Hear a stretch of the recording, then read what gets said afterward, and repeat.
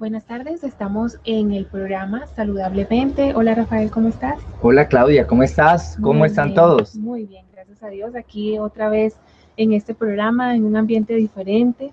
Y también como en ese ambiente diferente, a partir de hoy vamos a comenzar a hacer una serie de programas relacionados con las leyes biológicas de un doctor que ha sido muy polémico, que es el doctor Dirhammer. Ya, Dirhammer, ¿cierto? ¿Tú qué me puedes contar del doctor Dirhammer? Wow, el doctor Hammer creo que es una de las personas más interesantes de los últimos años. Es una persona que ha hecho para mí una investigación muy importante y ha tenido grandes avances para la ciencia. No obstante, no ha sido comprendido y me parece que de alguna manera no ha sido comprendido porque hizo una investigación, creyó en ella y posteriormente la asumió de manera tan radical que, que se separó completamente de la ciencia actual. Era muy difícil que fuera aceptado. Hablemos un poquito de él, ¿te parece? Sí, sí, claro, cuéntanos. Él era director de un hospital en Alemania.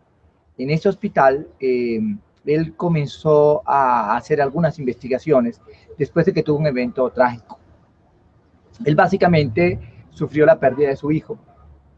Su hijo fallece y él es asesinado además, parece que por un noble eh, italiano, y posteriormente a eso pues él no vuelve, él enferma, y enferma a él y enferma a su mujer. A él le da un cáncer en el testículo y a la mujer un cáncer en el seno. Uy, un cáncer. Un cáncer, ambos. Esto lo llevó a él a investigar mucho. Creo que una de las cosas que más hizo que él produjera esa lesión no solamente era el cáncer por la muerte del hijo, sino también por las circunstancias que se sobrellevaron después. Y es que el hijo fallece y además hay impunidad, porque como es un noble, no pasa nada. Entonces él comienza a investigar y dice, bueno, ¿qué tendrá que ver? ¿Qué tendrá estar generando mi enfermedad? Entonces comienza a investigar sobre eso y descubre ciertas cosas que dan cabida a lo que él le llamó la nueva medicina germánica. Básicamente él eh, comienza a investigar y dice, bueno, ¿qué tiene que ver mi emoción o lo que pasó con el cáncer? Porque le pareció muy poco probable que su esposa y él desarrollaran en tan corto tiempo cáncer ambos cuando eran personas sanas. Eh, entonces dijo, no, algo debe estar relacionado con lo que ha sucedido. Además, al mismo tiempo, es decir, luego de la muerte de su hijo. Y las dos personas simultáneamente. Entonces, ¿qué hicieron? Comenzaron a evaluar diferentes casos y encontraron que estos casos se repetían no solo en seres humanos, sino también en animales. Hizo una extensísima investigación, dicen que con más de 10.000 historias clínicas, y comenzó a hacer como un enfoque diferente de la anamnesis clínica que hacemos normalmente los médicos. Normalmente nosotros los médicos llegamos y evaluamos a la persona si ha tenido cáncer, si hay cáncer de su familia y todos los antecedentes normales, pero él comenzó a evaluar una serie de antecedentes adicionales. Y es las circunstancias que se habían presentado en los meses o años previos al desarrollo del cáncer por parte de las personas y comenzó a encontrar ciertas coincidencias. Además que determinó, y me parece importante decirlo en este momento, que explica la causa, el desarrollo y la curación natural de las enfermedades y dice que es base o tiene como base un principio biológico universal. O sea, para él, más que una enfermedad sea desarrollada por un tema emocional como tal, tiene tres elementos que puede desarrollar la enfermedad y que además uno tiene la capacidad, o la persona o el individuo tiene la capacidad de poder generar su misma autocuración. Es lo que he entendido de acuerdo a lo que... Bueno, sí, pero digamos que esa es la conclusión después de todo un proceso. El proceso comienza realmente cuando y yo quisiera ir llevando la secuencia de cómo él va descubriendo su propia realidad. Para mí, el de descubrir, por ejemplo, que pasar en animales después de una pérdida fue importante. Claro, que pasar en humanos después de una pérdida. Y cuando él comienza a investigar eso, dice, bueno, hay como tres componentes que se pueden, que entren en conjunción para que se presente una enfermedad. Y es la mente, ¿okay? El cerebro y un órgano afectado. Y él comenzó a investigar un poco sobre esto y lo primero que descubre es una cosa que le llamó Deer Hammer Shock o impactos de Deer Hammer, por decir algo así. Él básicamente descubre que llega un momento en que una persona o cualquier individuo se encuentra ante una realidad que tiene tres características. Es inesperado, sí, es de altísimo impacto, es decir, es un dolor agudo, una situación aguda y sorpresiva. Y por último, se vive en soledad. Cuando se crean las tres circunstancias, estamos hablando de la primera ley. Estamos hablando de la primera ley de Deer Hammer. No obstante, estamos diciendo los componentes de esa primera ley de Deer Hammer. Entonces, es lo que llega y dice, bueno, la persona vive esa situación y en ese momento en que se presenta el impacto tiene una significación. Básicamente, los animales son concretos. Es decir, cuando un león pierde su manada, pierde su manada. Cuando a una cebra se la va a comer un león, pues tiene un peligro de muerte. Y así sucesivamente, pero para nosotros no. Nosotros tenemos una simbología. Una representación de lo que estamos viviendo. Exactamente. O sea, entonces, cuando se habla en animales, básicamente sucede y es muy concreto, lo que tú decías. Es muy concreto y es evidente ahí en el aquí y en el ahora. En cambio, para el ser humano es más una representación gráfica o una representación de lo que realmente está viviendo. Porque nosotros manejamos los dos lenguajes, concreto y representativo. Entonces, por ejemplo, cuando a ti una persona te manda a callar, eso es una agresión. Claro. Ese es un peligro. No importa qué tipo de agresión han hecho. O sea, imagínate lo siguiente. Cuando tú estás en una reunión y alguien simplemente te excluye de la reunión o no tiene en cuenta tus opiniones, tú te sientes excluido. Para un animal eso es la exclusión de la manada. Mientras que para el animal es concreto, para ti es representativo. El hecho de que no tengan en cuenta tus opiniones, aunque estés ahí, es una exclusión de la manada. Entonces tienes el peligro de pérdida de la manada. Y así hay múltiples cantidades de representaciones que nosotros podemos hacer. Cuando eso ocurre, que se presenta inicialmente el impacto, a continuación se desencadena inmediatamente una cosa que se llaman programas con contenido biológico. Esos programas con contenido biológico lo que nos llevan es a que podamos de alguna manera recuperarnos ante la situación. Entonces, tú pierdes tu manada, pues, ¿cómo la logras recuperar?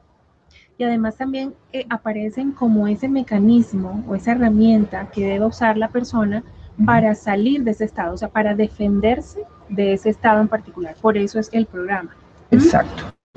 Entonces, esos programas son automáticos, son adaptativos. A ver, digamos una cosa. Va un león, está plácidamente sentado en la sabana con sus hembras alrededor. ¿Cuántos quisiéramos ser leones? Pero bueno. No, mentira, yo digo eso aquí a mi esposa para que se ría, porque como lo diga de verdad, ustedes verán lo que me pasa. Me va a tocar luchar por mi vida. Otro shock de Hammer. Pero bueno, les iba a contar que él está plácidamente sentado allí y de pronto llega otro león. Y ese león lucha con él y él pierde su manada. Gana el territorio el otro. Gana el territorio. Entonces, cuando él pierde su territorio, pierde su manada, ¿qué ocurre en su corazón, en su sistema? Se dispara un programa que le permita recuperar su manada. ¿Y qué es lo que hace? Genera las condiciones para que llegue más sangre, por ejemplo, a su corazón, a sus pulmones, a sus músculos, a sus huesos, sean más fuertes, para que tenga menos dolor, para que se sobreponga ante la situación.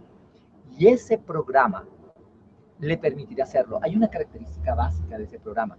¿Saben cómo hace las arterias coronarias para que llegue más sangre al corazón? Se erosionan. Eso quiere decir que si la arteria es así, se erosiona y se vuelve así. Y esa erosión de la arteria coronaria hace que llegue más sangre al corazón y a los tejidos, para que el corazón lata más eficientemente y él tenga más energía para defender su territorio y su manada. ¿Qué ocurre en esas circunstancias? El león lo puede hacer. ¿Pero qué pasa, por ejemplo? Pero es por un momento. Es adaptativo. Una vez recupera su manada, se suspende la situación y él vuelve a hacer. O sea, no se muere de un infarto. No necesariamente se muere de un infarto. Ay, la luz. Esa parte. Oiga, normalmente nos encanta la luz, pero tenemos ahora una situación de una luz un poco fuerte sobre nosotros. Acaba de salir el sol. Bogotá estaba bastante nublada y en estos días está siendo soleada. Entonces vamos sigamos aquí un minutico hablando con nuestra gente. Bien, eso lo decía relacionado con un animal. Sí, pero quiero que veas una cosa. ¿Qué ocurre cuando la erosión se mantiene por mucho tiempo? Es decir, nos están viendo. Sí, nos están viendo perfectamente. ¿Qué sucede cuando la erosión se mantiene por mucho tiempo? Cuando la erosión se mantiene por mucho tiempo, entonces lo que sucede es que se genera una enfermedad coronaria a largo plazo, realmente. Porque esa es una situación pasajera, esa es una situación adaptativa por unas semanas o por unas horas, mientras logra recuperarse el individuo de la situación que está viviendo. Pero cuando pasa más tiempo, en ese momento puede haber una enfermedad subyacente. Y es lo que muchas veces nos pasa. Pero sigamos hablando sobre... Y podemos poner de una vez el ejemplo de lo que puede suceder, por ejemplo, con una persona en particular. Es decir, ya pusimos el ejemplo de dónde nació todo esto de la medicina germánica y por qué el Dr. Hammer comenzó a analizar a través de su enfermedad y la enfermedad de su esposa, de dónde surgía, de dónde desencadenaba todo este proceso que tú estás explicando, del shock. Sin embargo, por ejemplo, me parece también interesante plasmarlo en un ejercicio práctico relacionado con una persona diferente. ¿A qué me refiero con eso? O sea, una persona, por ejemplo, pierde un empleo, ¿sí? Y es la persona que sostiene a su familia y es la única que trabaja en su familia. ¿Qué le puede pasar a esa persona? Está perdiendo su manada, pero también está perdiendo su territorio. Es decir, y tiene un shock, sí. O sea, que es la primera ley. Realmente lo que él está hablando y lo que nos dice The Hammer, y me parece que va bien en este momento, es lo siguiente. Él tiene un shock. El shock pierde, pero lo importante es la significación que tiene el shock para él. Entonces, si él perdió su manada, reaccionó de una manera. Genera un programa para recuperar la manada. Si él lo que perdió fue el territorio, genera un programa para recuperar su territorio. ¿Ok? Y eso es básicamente lo que ocurre. Y ese programa es el que actúa sobre el órgano y genera la enfermedad. Básicamente, Hammer lo que dice es, ¿sabe qué? No existe eso de enfermedades. Sí, esto dice, nada es enfermo, nada es maligno. Simplemente nosotros somos humanos que vivimos en relación con la naturaleza y con la creación. Estamos en un ambiente ecológico. Es lo que dice. Son mecanismos adaptativos. Mecanismos adaptativos que de alguna manera son favorables para la persona, para recuperar lo que tenía que recuperar en un momento determinado. ¿Okay? Y ese shock está representado en 3 elementos importantes que también decías hace un rato, y es que se ven reflejados en la mente o en la psique de la persona, en el cerebro, ¿sí? Y en el órgano particular donde desarrolla ese programa con sentido biológico, ya cambiando el término de enfermedad. Ok, vamos a hablar de una cosita que me parece importante. Cuando Hammer descubre esto y se lo presenta a sus colegas, lo que estamos hablando, que él le llamó nueva medicina germánica, él estaba, ya ustedes se imaginan, lo orgulloso de la investigación que había logrado. Descubrió que las enfermedades no son enfermedades, que las enfermedades son procesos adaptativos y que esos procesos adaptativos tienen un proceso de curación autonómico, que la persona puede curarse de las enfermedades. Descubre esto este hombre maravillado con lo que está sucediendo con él, entonces le presenta sus hallazgos a sus compañeros pensando que van a ser acogidos y lo que logra es que lo destituyan. Pierde su cargo y perdió también su licencia médica. En Alemania no se habló de la nueva medicina germánica en ningún momento. Y solamente varios años después, creo que como 10 años después, él logró presentar por primera vez al público esta investigación en España. Entonces va a España, hace una presentación en televisión, y cuando hace la presentación en televisión, le llaman en España ya no nueva medicina germánica, sino medicina sagrada. A mí me encanta el término medicina sagrada para esto. Y después de esto, pasó algo también increíble. ¿Qué pasó? Lo llevaron a la cárcel. Lo llevaron a la cárcel por estar dando consejos médicos cuando no tenía una licencia médica.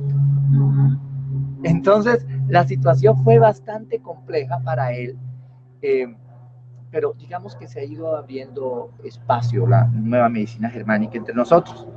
Entonces, vamos ahora a meternos ya, que hemos hablado como generalidades de Hammer, vamos a hablar ahora de la primera ley biológica de Hammer. Y la primera ley biológica y primer criterio de la ley biológica es: todo programa con significado biológico tiene su origen en un impacto, en un DHS, o sea, Deer Hammer Shock. Es decir, cada vez que se dispara un programa de contenido biológico es porque primero se presentó una situación estresante de impacto. Yo le digo, de impacto. ¿Ok? Un choque. Entonces, ¿cuándo se presenta esto? Dice, el choque es inesperado, muy agudo, vivido en soledad, que ocurre simultáneamente en la psique, en el cerebro y en el órgano correspondiente. Y ahí comienza todo el desarrollo de la primera ley de Hammer, que me parece que es la parte más importante que estamos tratando en el día de hoy. Y es importante ahí mencionar también que esa situación emocional es algo que realmente no se podía anticipar. O sea, el choque es eso, pero pues sí, y sabemos que cuando decimos la palabra shock, muchos de los televidentes nos están entendiendo, pero sin embargo quisimos hacer esta claridad para que pues tengamos muy preciso específicamente qué significa ese término de shock. Sí, el shock es un impacto. Y no estamos preparados para recibir ese shock. Sí, la persona, digamos... La persona no está preparada para recibir ese shock. El señor que llega a su casa y de pronto le dice a la mujer, ¿sabes qué? Me voy hoy. Chao, no quiero seguir contigo. Imagínate, eso es un shock inesperado. Pierde a su pareja, pierde un ser querido. Un enojo fuerte también puede serlo, un shock. Porque de alguna manera cuando tú te enojas, yo siempre digo que cuando tú te enojas tienes doble problema. Tener rabia y después quitarte. Entonces, digamos que es una decisión de la persona. Sí. La persona tomó la decisión de enojarse porque tomó la decisión de pensar algunas cosas que lo llevaron a una situación estresante. Pero bueno, también hay otras circunstancias, preocupaciones inesperadas. Entonces, comienzas a pensar en una deuda o en una incertidumbre, un diagnóstico inesperado. O un pronóstico inesperado, porque sí. Hay veces que nos dicen, bueno, usted es tanto tiempo el que va a vivir por el diagnóstico. Ah, pues sí, pero bueno, ya eso es un diagnóstico. Pero también, como dices, puede ser un pronóstico. Digamos, un pronóstico inesperado es, yo creo que usted no va a pasar el semestre cuando una persona está en la universidad. Exacto. Usted no va a pasar el semestre. Usted tiene muy pocas posibilidades de lograrlo. Y un tema sobre el que has tenido... Y alguien, no solo lo programaron, sino que ha puesto todo su esfuerzo y de pronto de manera inesperada se encuentra ante esa situación. La situación es una situación que va en detrimento de uno y uno se encuentra tomado por sorpresa. En ese momento se dispara el programa especial con significado biológico, DSH, ¿ok? O sea, es como el primer SBS, perdón, SBS, se le llama a él, sí. Entonces, ahí en ese momento entramos en lo que él denomina conflictos biológicos. ¿Okay? Y fíjate que él le llama conflicto biológico y no conflicto psicológico. Sí. Normalmente nosotros le decimos, ay, es que está estresado, él tiene un conflicto psicológico porque se murió tal, porque le pasó tal cosa, porque perdió el trabajo, porque está enojado, porque es que tiene una mala esposa o una mala suegra o bueno, lo que sea. Entonces, en ese momento nosotros le decimos que hay un conflicto psicológico y él le dice, no, es biológico. Porque realmente está afectando a todos los niveles de la psique, a la persona, ¿ok? Sí. Ok.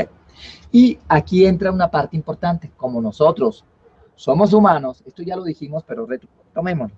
Nosotros estamos tanto en términos literales como en términos simbólicos, porque nuestra mente es simbólica. A ver, ¿un vaso es un vaso? ¿O un vaso es lo que nosotros conceptualizamos que es un vaso? ¿Cómo yo reconozco que es un vaso? Reconozco que es un vaso porque tengo en mi mente la idea de lo que es un vaso. Entonces, cuando lo veo, yo lo reconozco. yo cómo sé que es una familia, porque tengo en mi mente la idea de lo que es una familia. De manera que cuando yo veo un hombre, una mujer y unos niños, digo, bueno, esto es una familia. Ahora, bueno, ahora se estamos inventando otros tipos de familia, pero digamos que no es la familia natural. ¿Okay? Sí. La familia natural, tú ves un hombre, una mujer con unos niños y dices, bueno, esto es una familia. Tú ves a dos mujeres con dos niños y dicen, bueno, son hermanas o amigas con los hijos de una de ellas. Sí, es una representación. Es tu representación, aunque ahora ya puede cambiarnos el simbolismo. Pero en todo caso, eso es lo que nos permite a nosotros idear las cosas. Entonces, por ejemplo, tu familia es tu manada.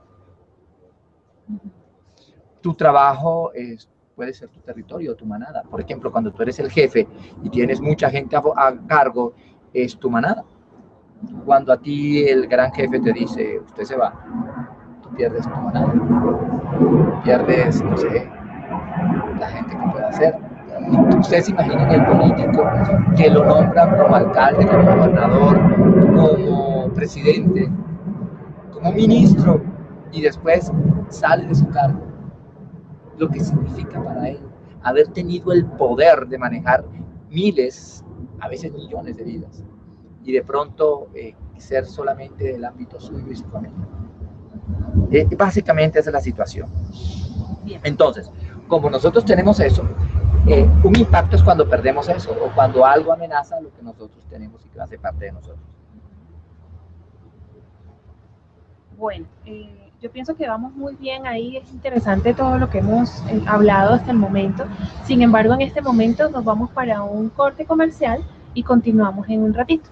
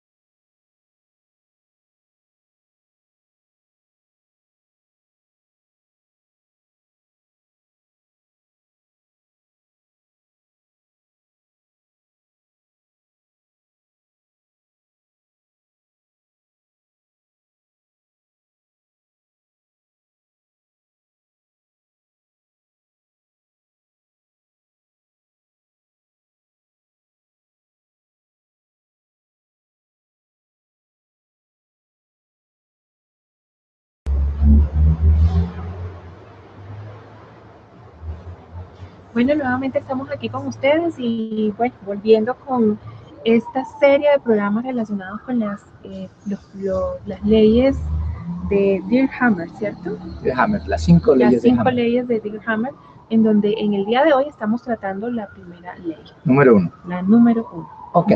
Estamos hablando entonces de que nosotros interactuamos de manera simbólica, además de la forma literal que interactuaría cualquier animal.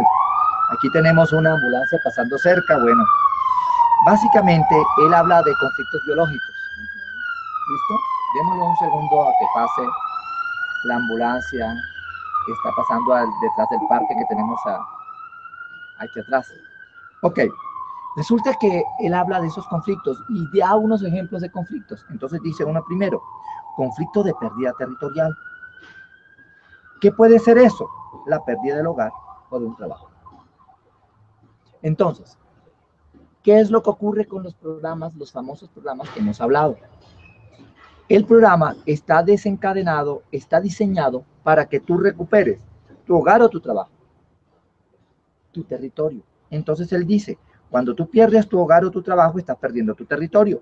Entonces tienes programas para recuperar tu territorio. Si fueras un león, ¿cuál sería?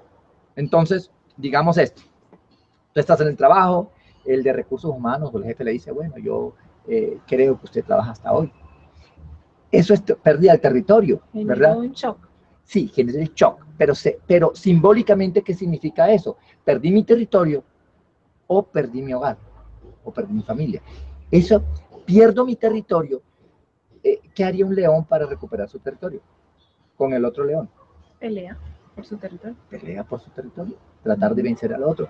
El programa está diseñado para que tú como animalito saltes sobre el jefe y lo mates. Y lo eches, y tú recuperes tu territorio. Pero no somos tan instintivos esos animalitos. Entonces, ¿qué ocurre? El programa se dispara y te genera la adaptación para que hagas eso. De otra forma. Pero tú no lo haces. Y ese conflicto biológico entre lo que deberías haber hecho adaptativamente y lo que haces, genera una situación que es el shock. Ok, ¿por qué? Porque no solo perdiste tu hogar, no, tu territorio, no luchaste por él. Pasividad. Nosotros teníamos el programa para defendernos, tenemos el programa para hacerlo ante una pérdida territorial. Hablemos de otro. Un conflicto de ataque. Tú eres atacada, digamos, te atacan en la calle, tú sabes defenderte y te defiendes y golpeas a la persona que te atacó y pues perfecto. Digamos, va a un león, lo ataca otro león y pues se defiende. ¿Sí? Eso es una forma de manejar, pero sin embargo, muchas veces el ataque lo vemos como que nos están dejando atrás nuestra manada, porque es otra situación. Entonces, cuando tu manada te deja atrás, ¿tú qué tienes que hacer? Programas para ubicar y localizar tu manada. ¿Sí? Y normalmente eso ocurre. Mira, para ti, ¿qué es una manada que te deja? Tú estás en una reunión y de pronto comienza a hablar la gente, se ríe la gente, tú preguntas qué es y no te dicen. Estás allí físicamente, pero simbólicamente el hecho de que te excluyan significa que tu manada te dejó. O sea, como un conflicto, algo así como un conflicto de abandono. Exacto. ¿Qué harías tú en esa situación? Si tú fueras un animal en la selva y te deja tu manada, ¿tú qué haces? Corres por tu manada hasta que la encuentras, la sigues. Donde está el olor de mi manada, llegas a tu manada y te integras a tu manada, pero resulta que la manada está ahí, simplemente te están ignorando. ¿Qué haces para que eso ocurra? Puedes hacerlo de varias formas. Una de ellas es volverte chinchoso, aquí en Colombia decimos chinchoso, molestón, insistente, decir, mire, yo estoy acá, yo soy importante, yo soy el más inteligente. Es que comienza a participar y aún así que genere más rechazo, ¿no? Exacto, muchas veces eso genera más rechazo, porque la persona de alguna manera se porta de una manera que es fastidiosa para el resto del grupo. Todos lo hemos visto. Y todos lo hemos sentido. Y la persona lo que quiere, le decimos, deseo de reivindicación. Instintivamente lo que se disparó fue un programa, y ese programa es el programa de me dejó mi manada. Voy a recuperar mi manada, y voy detrás de la manada. Y es la misma angustia de un animalito cuando está buscando su manada. Hasta que es acogido por su manada y se siente seguro nuevamente. Esta persona se siente insegura. Todos los programas relacionados con la pérdida de la manada se disparan en ese instante. Por un segundo. Instintivamente. Eso es lo que está pasando. ¿Verdad? Digamos otro de los conflictos.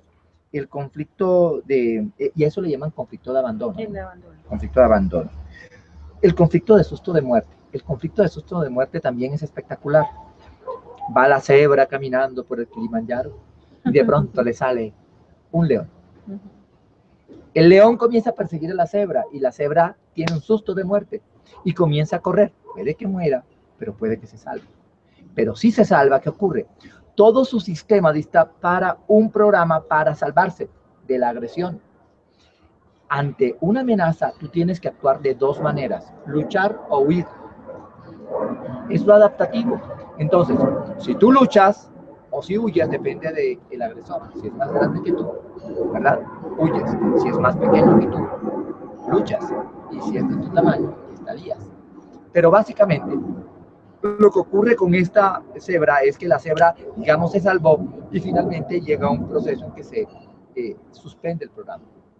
Pero para ti, cuando una persona te dice voy a decir una palabra, te refiere a alguna propiedad de tu progenitora, ¿sí? O te dice que eres estúpido o te dice cualquier cosa que tú la veas como una agresión hacia ti, tú inmediatamente sientes el peligro de muerte, ¿sí? El peligro de que estás en susto de muerte y no está pasando realmente porque es un tema simbólico. El que a ti te digan estúpido o que a ti te agredan físicamente es lo mismo. Por eso, cuando nos dicen eso, se dispara el programa y es lo que nosotros vemos, la odiada adrenalina, nos ponemos colorados, nos ponemos rígidos, nuestro tono muscular aumenta, nuestra postura. No sé si te has dado cuenta, la gente cuando tiene mucha rabia, la quijada se le pone hacia adelante. Reacciona, o sea, físicamente. Mira, hace un rectus en la boca. Ese tema, la gente no se da cuenta de ellos. Si se han dado cuenta que una persona de verdad tiene rabia, comienza a hablar y echa la lengua hacia adelante y puede hablar y bota saliva, porque la mandíbula la proyecta hacia adelante, es un signo de agresión. Instintivo, ¿por qué? Porque es el signo de morder, como un perro. Voy a morder, pero como no estoy mordiendo, hago la proyección de la mandíbula hacia adelante. Me abalanzo hacia adelante, mi mirada, mi cuerpo, mis manos y todo mi organismo se prepara para ello. ¿Te has dado cuenta, por ejemplo, cuando te llega una carta, que en la carta dicen algo que es ofensivo para ti? Y tú comienzas a leer la carta y dices, y me dijo, y la carta no dice eso, la carta dice unas palabras, pero tú la sientes. La emoción la colocas. Claro, porque muy seguramente la palabra tiene su intención y al leerla, pues tú ya te contaminas o te plasmas de esa emoción. No, la agresión dispara en ti los programas que ponen el componente afectivo. ¿Okay? Por eso la adrenalina y todo lo demás que corresponda tal cual como si estuviese sucediendo. Bien, todos estos conflictos son reflejados, decíamos hace un rato, en tres partes, de acuerdo a lo que decía el doctor Hammer, que es la psique, el cerebro, ¿sí? Y el órgano. Sí. Básicamente lo que entiendo de la psique es el componente emocional, o sea, es la forma emocional como tú reflejas esa situación de shock que estás viviendo y es a nivel, es la parte como psicológica, ¿cierto? Sí, estamos ciertamente hablando de eso. Sin embargo, a nivel cerebral, ¿qué sucede, Rafael? Ok, mira, yo primero quiero dejar en evidencia algo. En la psique y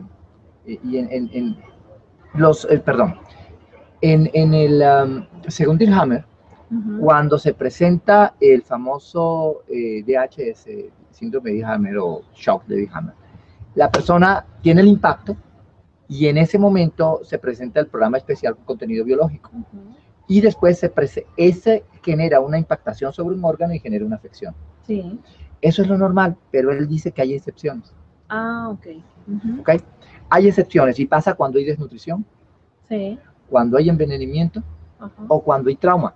Entonces, en esos casos, una persona podría tener una afección sin necesidad de que exista el shock, el golpe bueno, emocional. Clarísimo el tema de la desnutrición y el envenenamiento. Pero cuando hay trauma, ¿te refieres a que tuvo un trauma real? O sea, una fractura. Un accidente, sin esperar y lo tiene. Sí, entonces son lesiones. Te disparan.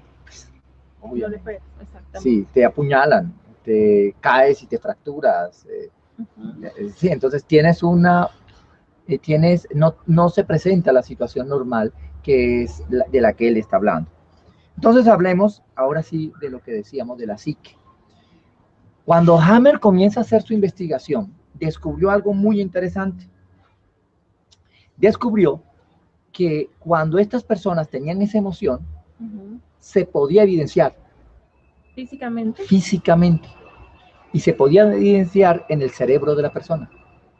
¿Cómo? Él descubrió en las tomografías computarizadas que le tomaban a las personas, una cuestión que le llamó focos de Dirhammer o focos de Hammer, y él le colocaba Hammer HH. Realmente eso es comiquísimo porque realmente él no le puso el nombre, el nombre se lo pusieron otras personas quienes lo criticaban y decían, oiga, esos son los supuestos focos de Hammer de los que él habla, pero no es que ellos creyeran que esos focos realmente eran existentes. ¿Qué es lo que ocurre? Él descubrió que cuando una persona tiene un shock, ¿verdad? Una situación de la que ya hemos hablado anteriormente. Ok, DSH. Entonces, cuando él presenta esa situación, él en ese instante desarrolla en el cerebro una estructura que son como unos círculos concéntricos.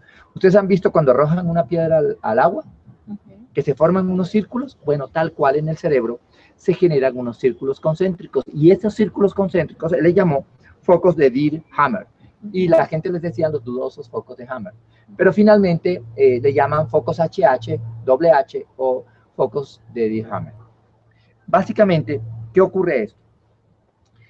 Desde que se crearon las tomografías, lograron descubrir que esas estructuras se veían. Pero todos los científicos, todos los médicos pensaron, perdonen un minutico, que las estructuras se debían a un artefacto, radiológicamente se llama artefacto, a una estructura que no tiene una explicación lógica. Es básicamente una distorsión por un defecto de la máquina. Los investigadores descubrieron que eso no era tal. Básicamente, varios años después de eso, y cuando Hammer estaba haciendo la investigación, la Siemens, uno de los grandes productores de tomógrafos, dice, qué pena con ustedes, pero esto no es un artefacto. No tiene ningún error. No es un error. Y no es un error sencillamente porque si yo tomo la placa de adelante para atrás, aparece la lesión. Y si la tomo por el lado, aparece la lesión. Y si la tomo en un sentido oblicuo, aparece la lesión. Es decir, la lesión está. Esos focos concéntricos que se ven como anillos que se van moviendo, pueden ser muy leves o muy fuertes, muy grandes. De hecho, pueden ser tan grandes y tan evidentes o tan pequeños y poco evidentes como poderosa sea el impacto, el shock. O sea, el tamaño depende el DSH. Del impacto. Sí. Del impacto del shock. Dirhammer shock. O sea, y la localización, o sea, la localización dentro del cerebro también guarda alguna relación con... Puedo irme para allá, pero no me voy a avanzar todavía por un motivo, porque esta parte es importantísima. El tamaño depende del impacto, y el impacto lo llevó a Hammer a hablar de que las emociones tienen un efecto de masa, o sea, el peso de las emociones. Entonces, eso va a ser más adelante, uno de los aspectos más importantes que vamos a tener que estar viendo para ello. Ahora, cuando hablas de la localización, sí, también. ¿Qué ocurre con la localización de esto? A ver, digamos que una madre pierde a su hijo, sí, ¿verdad? Este shock. Normalmente desarrolla cáncer ¿en dónde? En su mama. ¿Y en cuál mama? En la mama izquierda. ¿Ok? Si ella es diestra, porque si es zurda, sería en la otra mama. Tiene el efecto contralateral. Y él logró evidenciar cómo, de alguna manera, esas imágenes de esos círculos concéntricos o círculos HH lograban identificar cuál era el contenido que psicológicamente tenía para la persona la emoción, el impacto. O sea, recuérdate, hay un impacto, genera un programa de contenido biológico y ese programa de contenido biológico va inconsciente o subconscientemente relacionado con la representación que la persona tiene. Pierde su trabajo, pierde su territorio, área relacionada con territorio. Pierde su trabajo, pierde su manada, área. Son componentes diferentes los que serían a presentar. En este caso, por ejemplo, en el caso de la pierna, la del hijo, cuando pierde el hijo, pierde la mama. Mire, tiene que ver con la mama, el amamantamiento. Por ejemplo, cuando una persona se siente paralizada, siente que ante una situación no sabe qué hacer y no se puede mover, está entre la espada y la pared, por ejemplo, que se active una zona del cerebro que está relacionada con la pierna, con el movimiento de la pierna.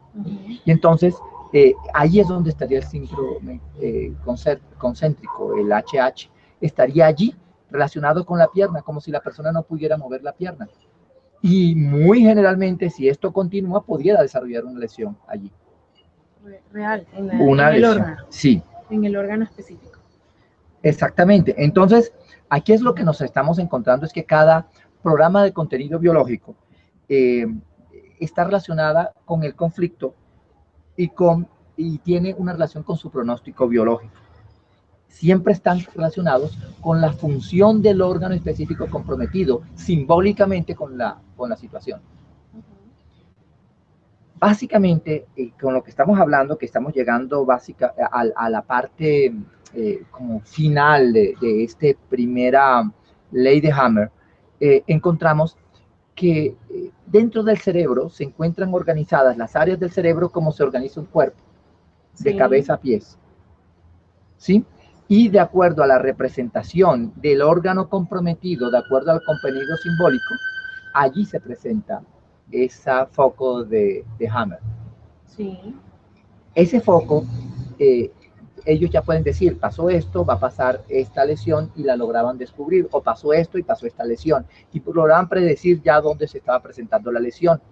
Eso le permitía saber cuál era el contenido simbólico, y a él le permite en este momento determinar que nosotros podríamos trabajar a nivel terapéutico sobre esto.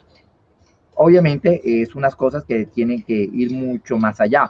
Entonces hablábamos del tema de la persona que tiene el conflicto de pérdida de territorio. Perdió su trabajo, por ejemplo, y desarrolla, o tiene miedo de pérdida de trabajo, que también puede ser cuando es maltratado en el trabajo y todo eso. Y entonces la persona puede generar una angina de pecho, es un dolor en el pecho. ¿Qué ocurre? La parte de las coronarias que comienzan en este momento a hacer primero la dilatación y después por dentro a ser erosionadas, y posteriormente, si esa situación se mantiene en el tiempo, digamos unos 9 meses, la persona termina generalmente desarrollando un infarto, una lesión coronaria definitiva, ya como...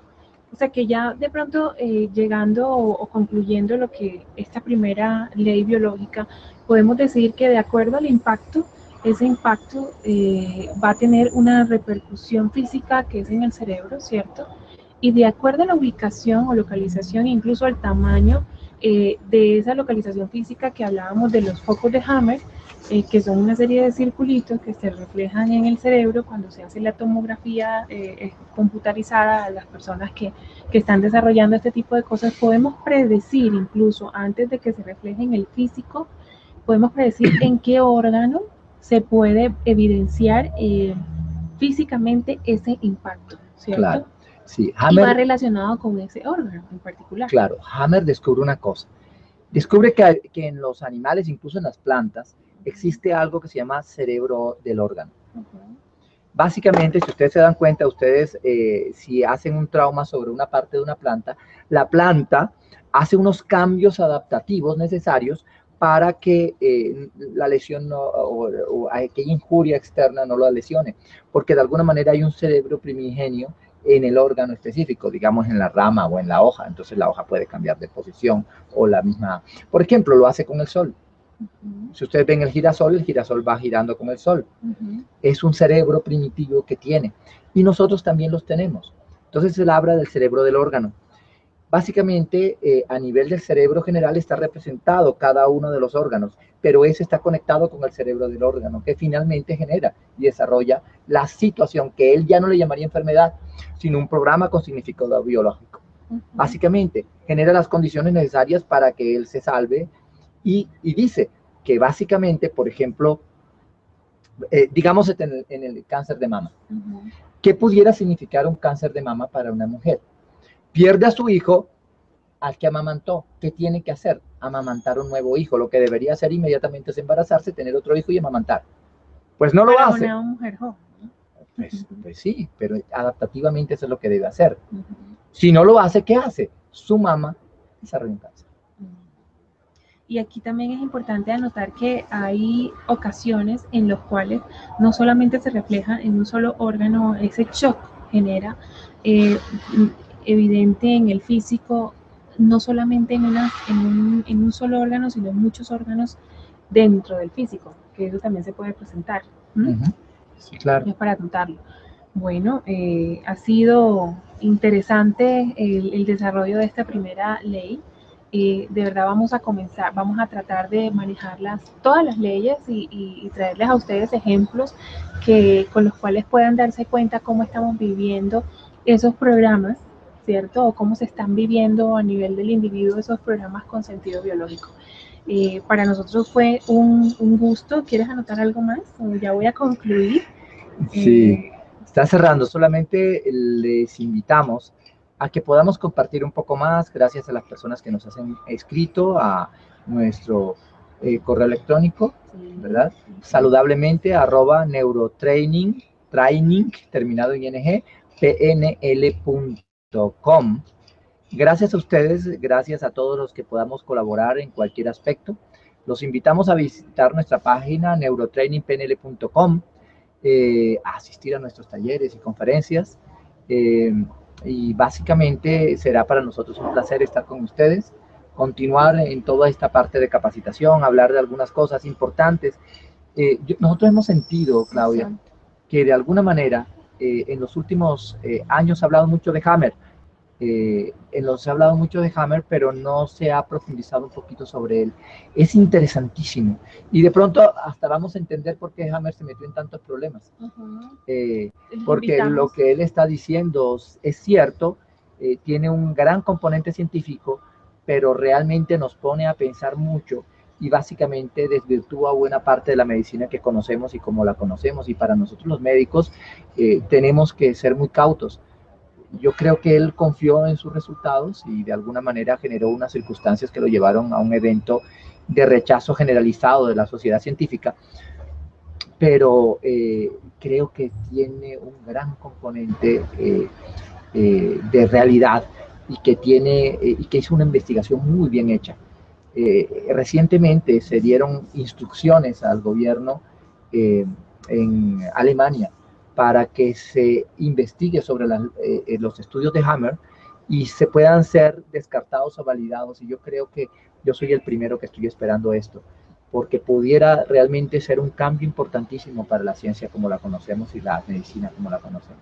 Bueno, sí, interesante lo que dices y pues vamos a seguir profundizando en este tema. Nos veremos en el próximo programa y muchas gracias por estar acá con nosotros. Muchísimas gracias, Claudia. Hasta luego. Gracias.